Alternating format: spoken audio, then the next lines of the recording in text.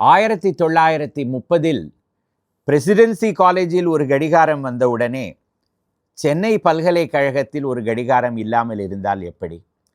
அதனால் 1935 வருடம் சென்னை பல்கலைக்கழகத்தின் புது கட்டடங்கள் கட்டப்படும் பொழுது அதில் இருந்த டவரிலும் ஒரு கடிகாரம் வைக்க வேண்டும் என்ற முடிவுக்கு வந்தது சென்னை பல்கலைக்கழகம். அதேபோல் 3 முகங்களில் கடிகாரம் வைத்து அந்த டவர் எழுப்பப்பட்டது. அந்த கட்டிடத்திற்கே கிளாக் டவர் பில்டிங் என்று தான் பெயர். இன்று வரையிலும் அதே பெயர்தான். கடிகாரம் என்னவோ பல வருடங்களாக நின்று போய்விட்டது.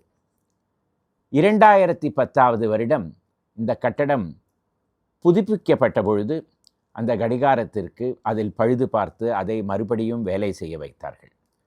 அதற்கு பிறகு ஒவ்வொரு மணி நேரமும் திருக்குறளிலிருந்து ஒரு குறள் சொல்லும் மாதிரி ஒரு கருவியும் வைத்திருந்தார்கள். அது மரீனா பீச்சில் எல்லா இடத்திலும் கேட்கும். இப்பொழுது அது எல்லாம் நின்று போய்விட்டது. சென்னை பல்கலைக்கழகத்தில் ஒரு கடிகாரம், பொது கடிகாரம், ஒரு மணிக்கூண்டில் இருக்கும் கடிகாரம் நின்று போய்விட்டதினால் அது என்ன மாதிரி ஒரு மெசேஜை எல்லாருக்கும் கொடுக்கிறது என்பதை யோசித்து பார்க்க வேண்டும்.